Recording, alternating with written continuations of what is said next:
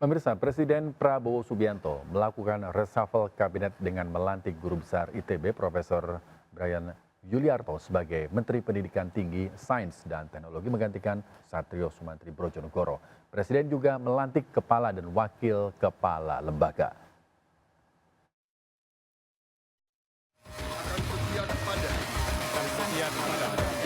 Undang-Undang Dasar Negara Republik Indonesia. Presiden Prabowo Subianto resmi melantik Guru Besar Institut Teknologi Bandung atau ITB, Brian Yuliarto menjadi Menteri Pendidikan Tinggi, Sains, dan Teknologi Mendikti-Saintek menggantikan Satrio Sumantri Brojonegoro.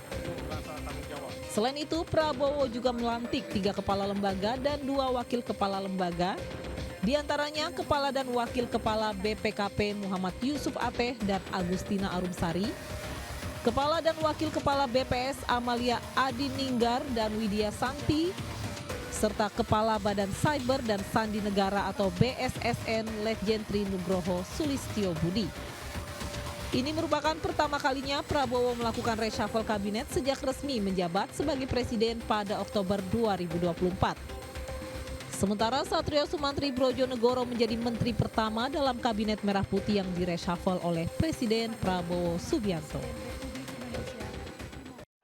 Pemirsa, Menteri Pendidikan Tinggi, Sains, dan Teknologi Mendikti-Saintek Brian Yuliarto baru saja dilantik menggantikan Satrio Sumantri Brojonegoro. Sosoknya memiliki segudang prestasi di bidang ilmu pengetahuan dan juga teknologi. Dan berikut profil lengkap Brian Yuliarto yang dirangkum oleh tim redaksi RCTI.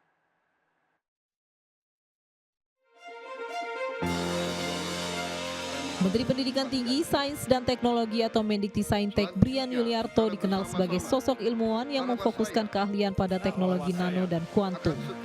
Brian merupakan guru besar di Institut Teknologi Bandung atau ITB dengan sejumlah penelitian unggulan yang telah dipublikasikan secara internasional.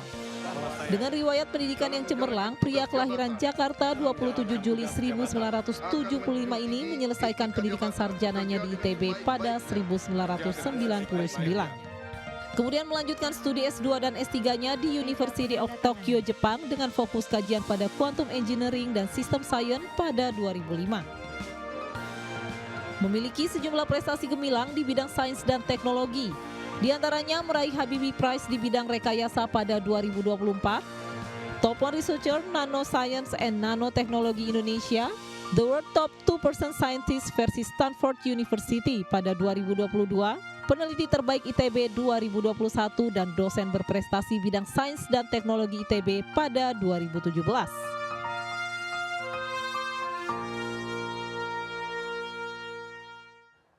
Pemirsa, sosok Satrio Sumantri Brojonegoro, mantan Menteri Pendidikan Tinggi, Sains, dan Teknologi Mendikti-Saintek yang kini posisinya digantikan Brian Yuliarto beberapa kali memunculkan kontroversi, mulai dari di demo pegawai kementeriannya sendiri hingga menyebut efisiensi anggaran berimbas kepada beasiswa KIP.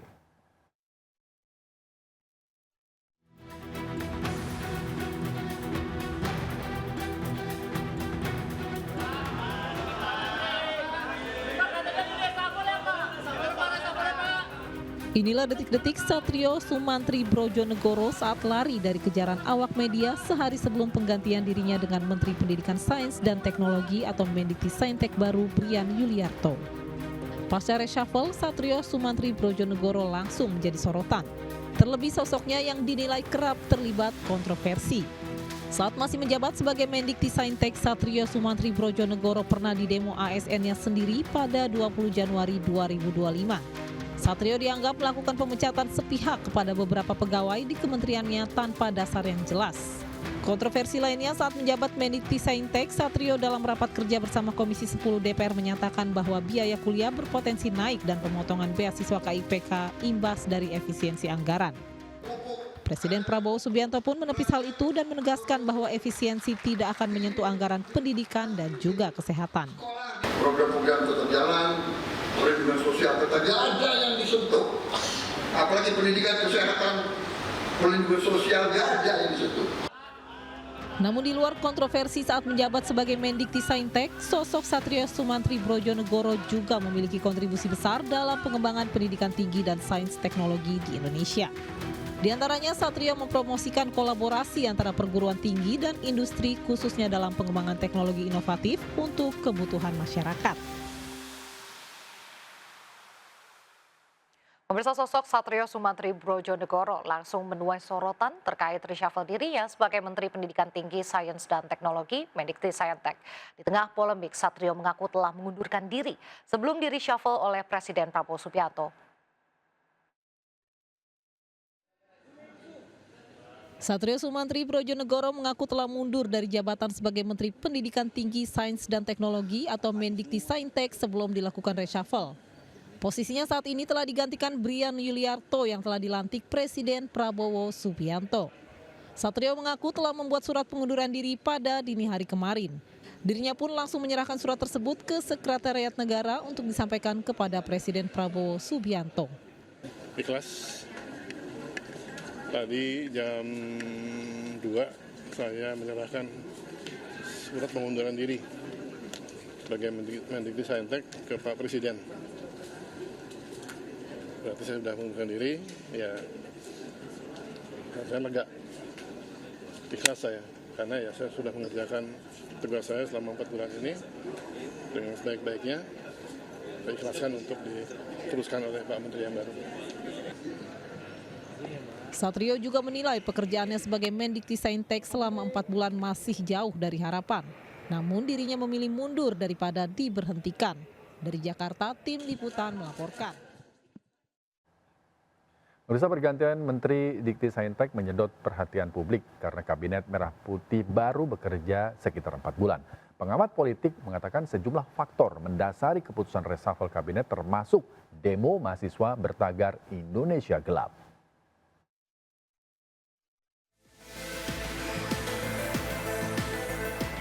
Presiden Prabowo Subianto melantik Guru Besar ITB Brian Yuliarto sebagai Menteri Pendidikan Tinggi, Sains dan Teknologi menggantikan Satrio Sumantri Brojonegoro. Presiden juga melantik sejumlah kepala dan wakil kepala lembaga negara. Pergantian Mendikti-Ristek menyedot perhatian publik karena Kabinet Merah Putih baru bekerja sekitar 4 bulan. Pengamat politik Hendri Satrio mengatakan sejumlah faktor mendasari keputusan Prabowo.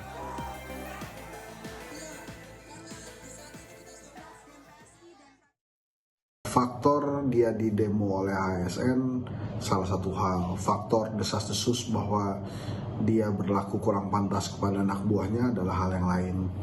Tapi menurut saya penyumbang faktor terbesarnya adalah munculnya tagar Indonesia Gelap yang disuarakan oleh mahasiswa, karena di dalamnya ada isu kenaikan pembayaran uang kuliah, ya. Kemudian ada isu-isu lainnya yang terkait dengan kegiatan belajar mengajar mahasiswa. Pandangan serupa dilontarkan pengamat politik Yusak Farhan.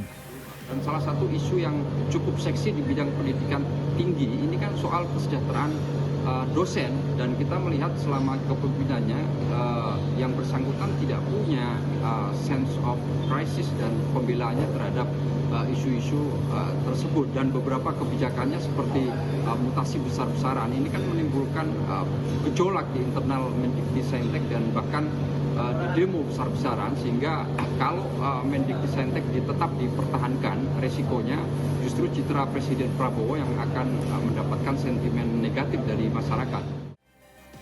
Sebelumnya, Satrio Sumantri Brojonegoro mengaku mengirim surat pengunduran diri sebagai menteri Selasa tengah malam. Alasannya, meski telah bekerja keras namun hasilnya belum memenuhi harapan. Dari Jakarta, Tim Liputan melaporkan. Pemirsa, ratusan pekerja dievakuasi akibat kebakaran gedung di Pasaraya Blok M, Jakarta Selatan. Kebakaran di lantai 7 diduga akibat korsleting panel mesin pendingin udara.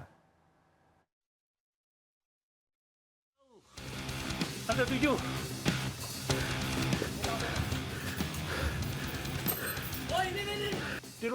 Video amatir merekam kobaran api yang menyala di salah satu ruangan di lantai 7 gedung Pasaraya Blok M, Jakarta Selatan. Ratusan pekerja berhamburan kemudian berkumpul di halaman gedung untuk evakuasi.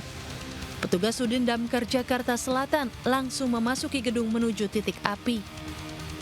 Menurut saksi, sebelumnya terdengar peringatan bahaya dan listrik di ruangan sempat padam. Kemudian para pekerja dievakuasi keluar melalui tangga darurat.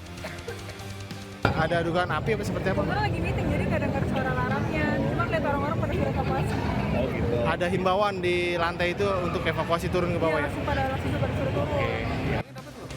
Belum diketahui penyebab kebakaran. Dugaan sementara akibat korsleting listrik di ruangan panel AC. Dari Jakarta, Helmi Sajangbati melaporkan.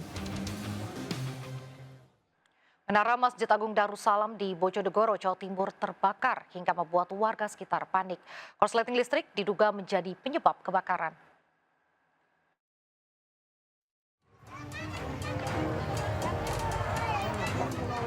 Kobaran api disertai asap tebal melahap menara Masjid Agung Darussalam di Jalan Kiai Hashim Asy'ari dekat alun-alun kota Bojonegoro.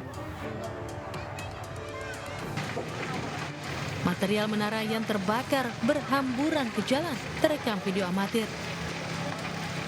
Api dengan cepat menghanguskan seluruh bangunan menara setinggi 30 meter ini.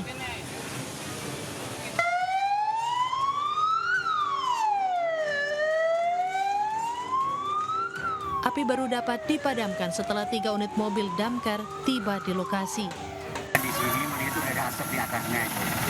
Ada asap, ya akhirnya lama-lama ke bawah yang ada apinya. Apinya dari bawah, tidak ada atas ke atas ya. Kebakaran menara masjid ini diduga akibat korsleting listrik.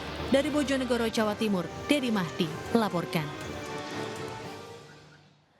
1 unit mobil dan sepeda motor tertabrak kereta barang saat terjebak macet di perlintasan kereta Pondok Jati, Jakarta. Akibatnya seorang pelajar yang dibonceng ayahnya tewas, sementara 2 lainnya luka-luka.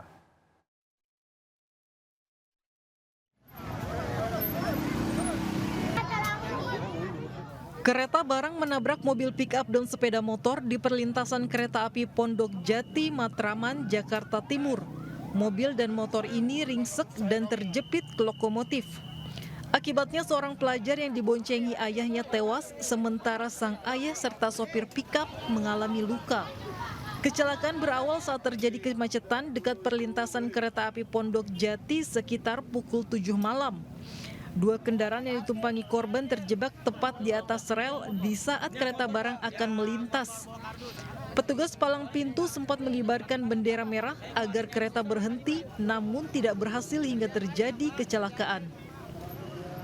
Satu motor gak mau mundur Pak, malah maksain maju. Mobil pribadi gak bisa maju karena dia kepanjang sama motor yang satu nih Pak. Nah udah gitu pas dia maju dikit, mobil ini langsung kena. Cuman dikirain saya gak ada korban, ternyata ada bapak-bapak yang nyelip satu sama anak bapak itu tuh satu masuk kolong lokomotif. Korban tewas dan luka dibawa ke RSCM, sementara 2 kendaraan yang ringsek akibat hantaman keras dievakuasi petugas damkar. Kecelakaan ini juga membuat perjalanan komuter lain relasi Kampung Bandan Bekasi Cikarang sempat mengalami gangguan. Dari Jakarta, Rio Manik melaporkan. Pemirsa, Komisi Pemberantasan Korupsi menetapkan Wali Kota Semarang Hefearita Gunaryanti Rahayu alias Mbak Ita dan suaminya sekaligus Ketua Komisi D DPRD Jawa Tengah Awin Basri sebagai tersangka. Setelah ditetapkan sebagai tersangka, Mbak Ita dan juga suaminya yang diduga menerima uang 6,1 miliar rupiah langsung ditahan. Ketua KPK Ibnu Basuki Widodo mengatakan Hefearita dan Awin Basri telah menerima uang fee pengadaan meja kursi fabrikasi SD pada Dinas Pendidikan Kota Semarang tahun anggaran 2023. Mbak Ita dan suami juga menerima uang dari pengaturan proyek penunjukan langsung pada tingkat kecamatan tahun anggaran 2023 dan permintaan uang ke Bapenda Kota Semarang. Hefearita dan Awin Basri ditetapkan sebagai tersangka dugaan korupsi berupa menerima hadiah atau janji pada pengadaan barang dan jasa di lingkungan Pemkot Semarang pada 2023-2024. Ketua Komisi D DPRD Provinsi Jawa Tengah. Pemirsa, hari ini KPK akan kembali memeriksa Sekjen PDI Perjuangan Hasto Kristianto sebagai tersangka dalam kasus suap pergantian antar waktu anggota DPR dan perintangan penyidikan. Meski Hasto kembali mengajukan pra-peradilan, penahanan Hasto tergantung dari hasil pemeriksaan nanti.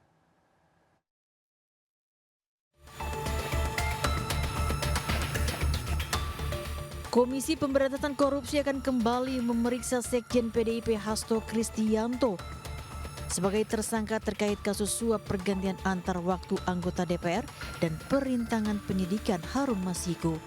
Usai menerima surat panggilan kedua, Sekjen PDIP Hasto Kristianto pun siap menjalani pemeriksaan KPK sebagai tersangka. Pihak Hasto juga berjanji akan bersikap kooperatif dan mengikuti proses hukum. Sementara usai gugatan pra-peradilan pertama Hasto ditolak, pihaknya berencana kembali mengajukan 2 gugatan pra-peradilan di PN Jakarta Selatan. Pihak Hasto bahkan berencana melaporkan penyidik KPK AKBP Rosa Purbobekti ke Dewan Pengawas KPK. Hasto menuding penyidik KPK tersebut melakukan intimidasi terhadap saksi sidang pra-peradilan Hasto, yakni Agustiani Tio. Sementara pihak KPK menyebut penahanan terhadap politikus PDIP tersebut tergantung dari hasil pemeriksaan Hasto nanti. Tim Liputan iNews melaporkan. Pemirsa, kasus sengketa lahan di Tambun, Bekasi akhir Januari lalu memunculkan dugaan adanya salah objek eksekusi. Kasus sengketa lahan ini sudah puluhan tahun diputus pengadilan, namun mengapa baru 29 tahun kemudian eksekusi dilakukan? Berikut penelusuran tim Delik RCTI.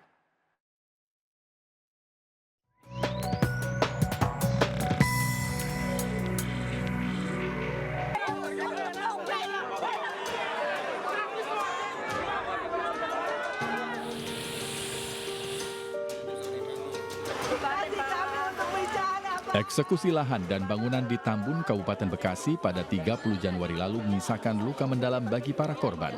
Sejumlah warga bahkan telah memiliki sertifikat hak milik sejak puluhan tahun lalu. Namun tetap saja bangunan tempat tinggalnya dieksekusi pihak Pengadilan Negeri Cikarang. Pemirsa, Pengadilan Negeri Cikarang telah melakukan eksekusi sejumlah bidang tanah pada 30 Januari 2025 lalu. Diduga ada sejumlah bidang tanah dan bangunan yang menjadi objek salah eksekusi. Dampaknya, sejumlah warga harus kehilangan tempat tinggal mereka. Lantas mengapa keputusan inkrah eksekusi yang telah terbit sejak tahun 1996 baru dilakukan eksekusinya 29 tahun kemudian? Saya Rizky Hasan. Inilah penelusuran tim redaksi RCTI. Kasus ini bermula saat Juju Saribanondoli, pemilik tanah seluas 3,6 hektar dengan nomor sertifikat 325, menjual asetnya kepada Abdul Hamid pada April 1976. Meski telah melakukan transaksi jual beli tanah kepada Abdul Hamid, Juju diduga melakukan penjualan kembali tanah miliknya kepada Kayat tahun 1982. Kayat langsung memecah sertifikat nomor 325 menjadi 4 sertifikat, nomor 704, 705, 706, dan 707. Dampak dari eksekusi lahan dan bangunan ditemukan fakta lain. Ada sejumlah bangunan yang menjadi korban salah eksekusi. Hal ini diungkap oleh Menteri ATR BPN Nusron Wahid saat mengunjungi lokasi. Setelah kami cek, 5 lokasi tanah ini, rumah ini tadi kami cek, ternyata di luar peta daripada objek yang disengketakan.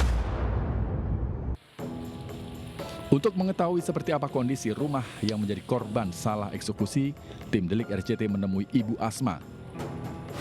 Suratnya jelas Bu ya, tidak ada sengketa. Di PPN ini ada tulisan, ya. Sebidang tanah ini tidak sedang dianggunkan. Tanah ini tidak terdapat blokir. Betul. Sertifikat ini tidak terdapat sitaan. Ya. Sebidang tanah ini tidak dapat riwayat kasus, jadi tidak punya kasus. Sebelum eksekusi, pihak penggugat menawarkan mediasi dengan meminta sejumlah uang agar rumah mereka dapat diamankan. Victor, salah satu warga yang harus membayar ratusan juta rupiah demi menjaga usaha bengkelnya tetap berdiri. Jadi diwajibkan 2.500.000 per meter harus beli kembali. Jadi total yang harus Bapak keluarkan uang untuk mempertahankan tanah ini? 148 meter dikali 2,5 juta, 370 jutaan. Mengingat pihak Mimi Jamila telah menang dalam putusan MA tahun 1997 atas kepemilikan tanah, namun mengapa baru tahun 2025 tanah tersebut baru dieksekusi. Amir Yun Aziz, pengacara Mimi Jamila, menuturkan alasannya kepada kami. Tahun lama Mimi mencari keadilan, ya keadilan dengan mencari biaya untuk memperjuangkan haknya dia sesuai dengan putusan pengadilan itu. Maksudnya untuk eksekusi itu butuh biaya besar? Iya. Ya, ya benar ya, biaya besar karena buat di lapangan, buat segala-segalanya ya. Logistik ya? Logistik semuanya paham lah, itu nggak seperak dua perak ya, besar lah itu.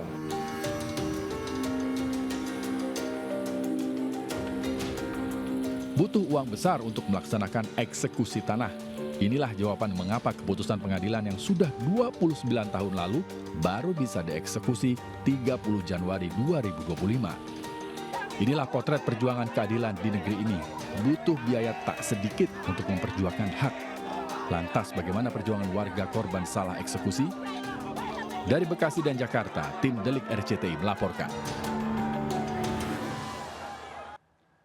Dewan Pimpinan Pusat Partai Perindo mendorong kader-kadernya untuk meningkatkan soliditas serta mendukung program kerja pemerintah daerah. Hal tersebut disampaikan langsung Bendahara Umum DPP Partai Perindo, Michael Victor Sianipar, saat melakukan kunjungan kerja ke DPW Partai Perindo Papua di Kota Jayapura.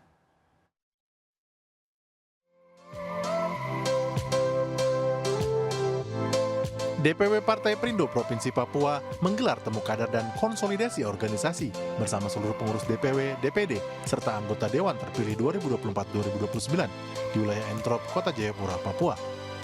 Kegiatan yang dihadiri langsung oleh Bendahara Umum DPP Partai Perindo, Michael Victor Sianipar ini dilakukan untuk meningkatkan soliditas kader serta efektivitas organisasi yang menjadi agenda rutin Partai Perindo agar partai terus berkembang dan memiliki kekuatan yang solid. Bagaimana Partai Perindo harus selalu hadir di tengah masyarakat, bukan hanya di tahun politik saja.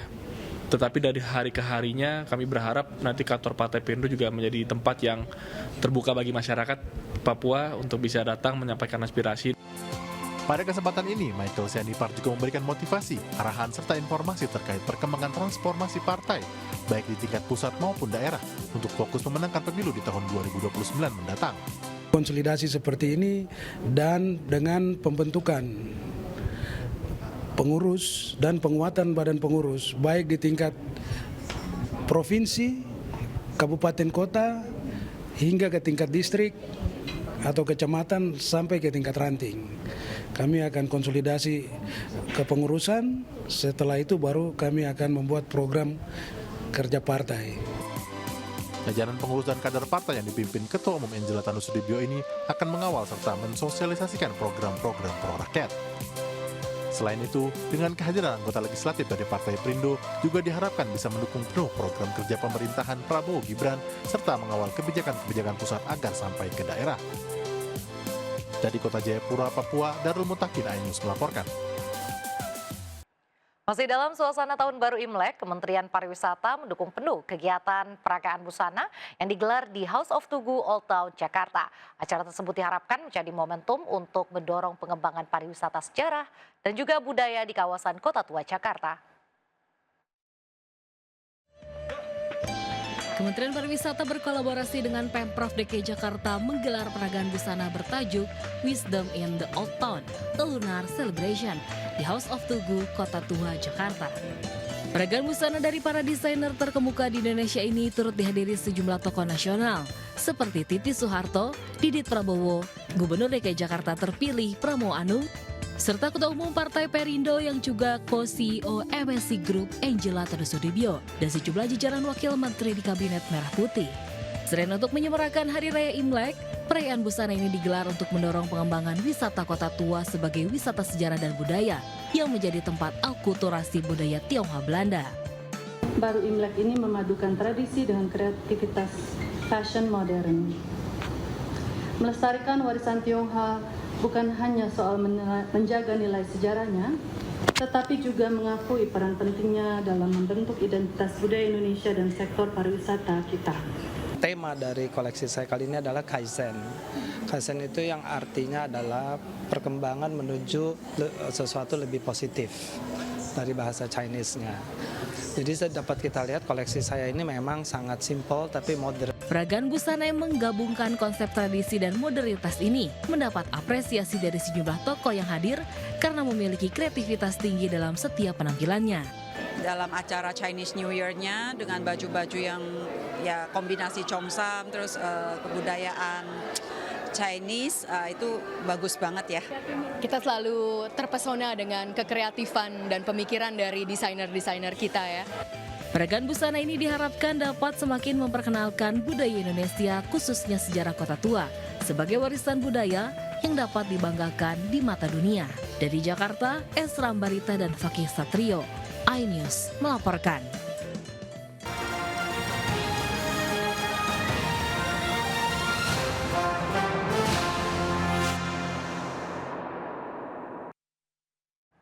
Terima kasih masih bersama kami. Pemirsa, Pemprov Nusa Tenggara Timur akhirnya mengadakan konferensi pers terkait isu kedatangan Cristiano Ronaldo ke Indonesia. Ya, pihaknya menyatakan belum ada kejelasan soal kedatangan CR7. Sementara kepolisian berharap jangan ada informasi lagi yang membuat kegaduhan publik.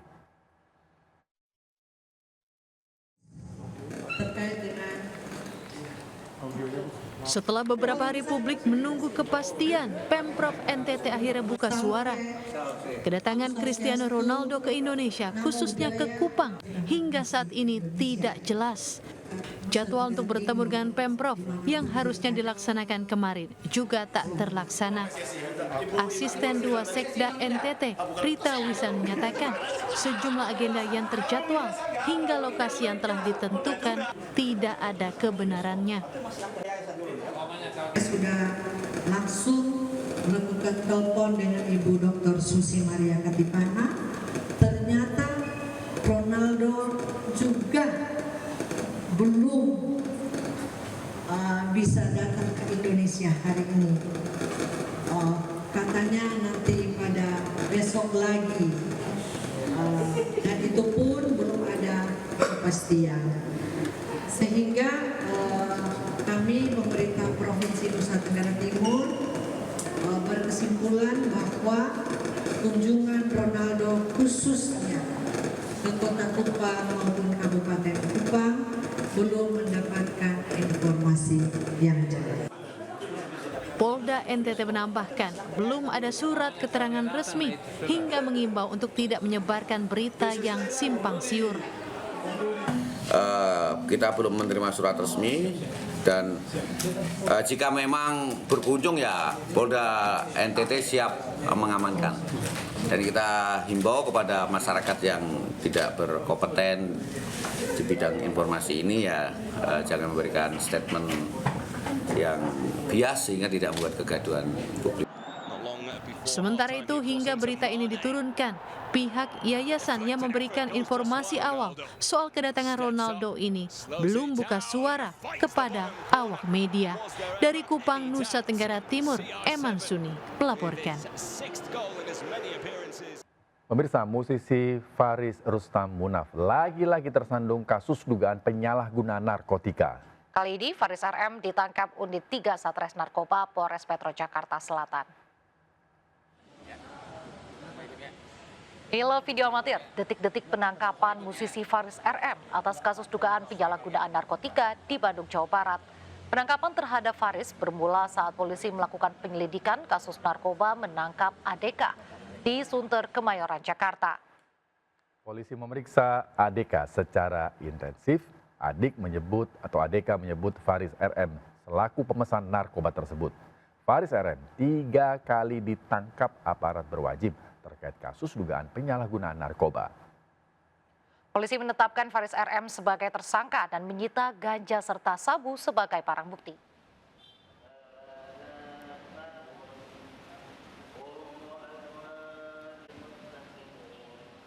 Ya, kami mohon maaf atas kesalahan informasi. Tadi beritanya merupakan berita bagaimana hari ini KPK rencananya akan memeriksa Hasto Kristianto. Ya. Kita ke informasi selanjutnya pemirsa, cabang olahraga baru pickleball mulai digemari di Surabaya, Jawa Timur. Gabungan 3 cabang olahraga favorit ini mengasah kemampuan penikmatnya baik dewasa maupun anak-anak.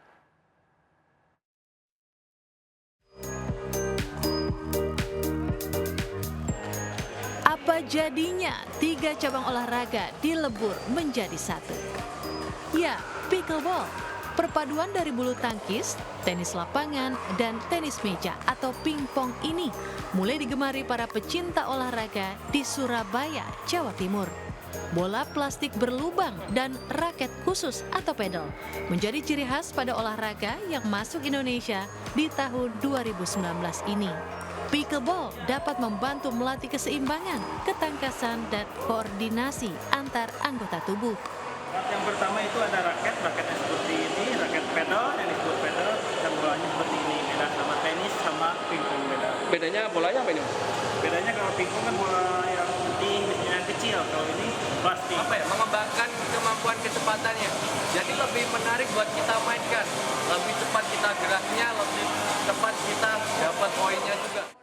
Ya, pickleball menjadi satu dari berbagai aktivitas yang ada di sebuah pusat aktivitas fisik anak dan dewasa yang ada di sebuah mal di Jalan Maijen Sungkono, Surabaya. Selain olahraga pickleball, beberapa cabang olahraga lain seperti tenis meja, badminton, basket juga ditawarkan. Tak hanya untuk dewasa, ragam kelas anak hingga remaja juga tersedia dengan tujuan dapat menciptakan generasi muda yang berprestasi lewat wadah yang profesional.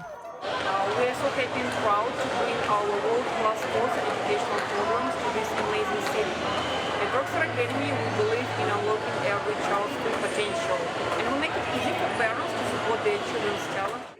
Ragam kelas bermanfaat ini diharapkan dapat melahirkan individu yang percaya diri dan mampu bersaing baik di bidang olahraga maupun kehidupan. Tetap hidup sehat ya. Dari Surabaya, Jawa Timur, Hari Tambayong melaporkan. Menyambut bulan suci Ramadan 1446 Hijriah, masyarakat Desa Saramane melakukan tradisi unik pemindahan Maunasah atau Balai Desa. Uniknya, pemindahan bangunan balai desa tersebut dilakukan bergotong royong menggunakan teknik tradisional memakai balok kayu bulat. Seperti apa? Ini dia liputannya untuk Anda.